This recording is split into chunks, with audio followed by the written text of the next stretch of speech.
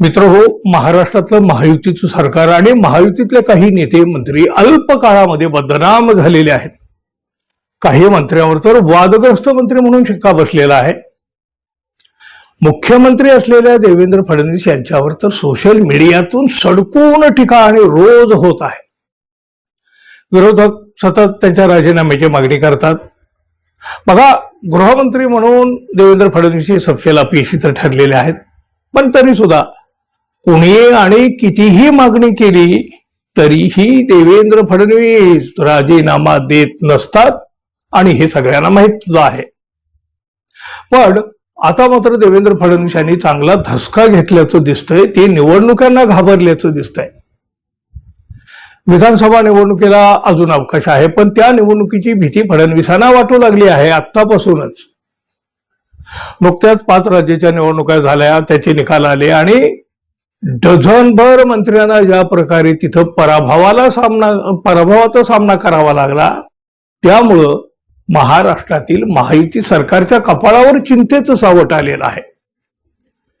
या राज्यामधल्या निवडणुकीच्या निकालाचा प्रभाव महाराष्ट्र सरकारच्या मंत्रिमंडळाच्या बैठकीत सुद्धा जाणवला.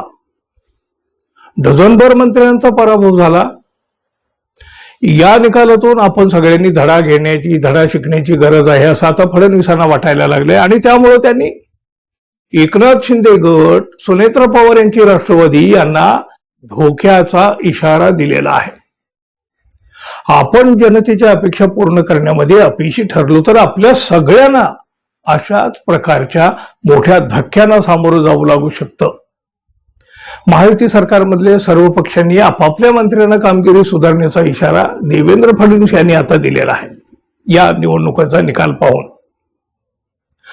पुन्हा सत्तेत यायचं असेल तर त्यांनी आतापासून तयारी सुरू केली पाहिजे असं सुद्धा ते म्हणाले. मुख्यमंत्र्यांनी मंत्री आणि नेत्यांना कार्यालयातील जबाबदाऱ्या सोडून लोकांच्या समस्या सोडवण्यासाठी प्रत्यक्ष जमिनीवर काम करा असं सुद्धा सांगितलंय.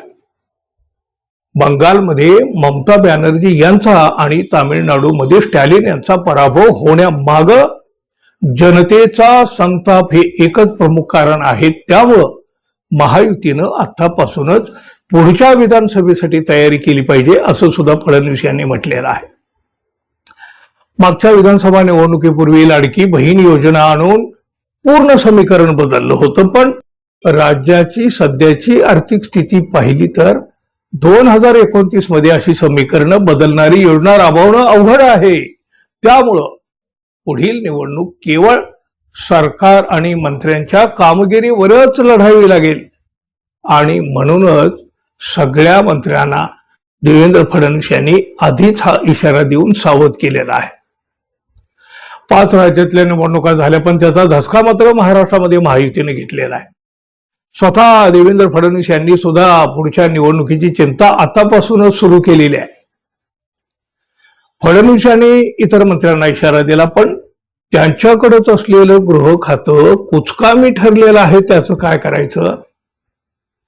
लाडकी बहीण योजना आणून जनतेचा पैसा फुकटात वाटला, आडमार्गानं सत्ता मिळवली, पण आता पुढच्या निवडणुकीत काय? की मग पुन्हा एकदा ईव्हीएम सरकार? काय म्हणाल काय मित्रांनो तुम्ही जरूर सांगा. आणि हो, आपण अजून आपल्या चॅनलला सबस्क्राईब केलं नसेल तर कृपया सबस्क्राईब करावं, ही अपेक्षा तर आहेच. मित्रांनो, धन्यवाद. पुन्हा भेटू. नमस्कार.